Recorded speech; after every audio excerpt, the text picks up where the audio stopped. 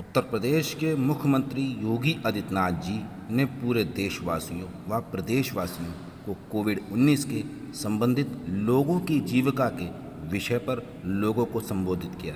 देखिए माननीय योगी जी ने देशवासियों एवं प्रदेशवासियों से क्या संदेश दिया। आदरणीय प्रधानमंत्री जी के मार्गदर्शन और उनके नेतृत्व में पूरा देश इस लड़ाई को मजबूती से लड़ रहा है। पहली वेव को पूरी तरह देश के अंदर जीवन और जीविका को बचाने में सफलता के बाद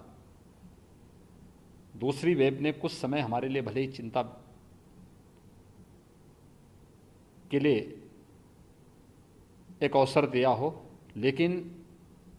जिस मजबूती के साथ आदरणीय प्रधानमंत्री जी का यशस्वी नेतृत्व देश को प्राप्त हुआ, आज पूरा देश दूसरी लहर को भी पूरी तरह नियंत्रित करने के नज़दीक है। आज आदरणीय प्रधानमंत्री जी की जो महत्वपूर्ण घोषणाएं हैं, जिसमें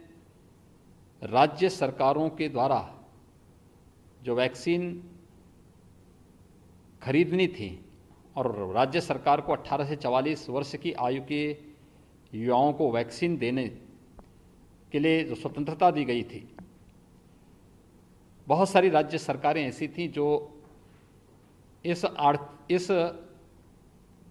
अर्थ को वहन करने में दिक्कत महसूस कर रही थीं। दूसरा, वैक्सीन की उपलब्धता भी एक संकट था। हम सब आभारी हैं आदरणीय प्रधानमंत्री जी के कि उन्होंने आज राज्यों की इस समस्या का समाधान भी किया है और 18 से ऊपर के प्रत्येक नागरिक को मुफ्त में वैक्सीन की घोषणा करके 21 जून से इसे देश के अंदर लागू करने के लिए आज पूरे देश को प्रधानमंत्री जी ने आश्वस्त किया है। इसके साथ ही गरीब कल्याण पैकेज के अंतर्गत मई और जून का खाद्यान्न पूरे देश के अंदर प्रतिमाह 80 करोड़ लोग प्राप्त कर रहे हैं। हर गरीब के प्रति अपनी संवेदना को व्यक्त करते हुए संकट के समय किसी भी गरीब को भूखों न सोना पड़े और इस महामारी के खिलाफ देश की इस लड़ाई को हम मजबूती के साथ आगे बढ़ा सकें, इस दृष्टि से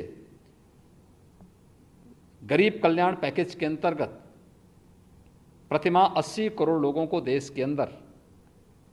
खाद्यान्न उपलब्ध कराने की घोषणा दीपावली तक करने के लिए भी मैं आदरणीय प्रधानमंत्री जी का आभार व्यक्त करता हूं। आदरणीय प्रधानमंत्री जी ने कोरोना के खिलाफ इस लड़ाई में कोविड प्रोटोकॉल का जो आह्वान किया है, मेरी पूरे प्रदेशवासियों से अपील है कि हम सब उस कोविड प्रोटोकॉल का पालन करें, जिसमें 2 गज की दूरी, मास्क है जरूरी का पालन अनिवार्य रूप से है ही, लेकिन हम कोविड टेस्ट से न भागें। दूसरा, वैक्सीन में नंबर आने पर, हमारी पारी आने पर हम वैक्सीन अवश्य लेंगे।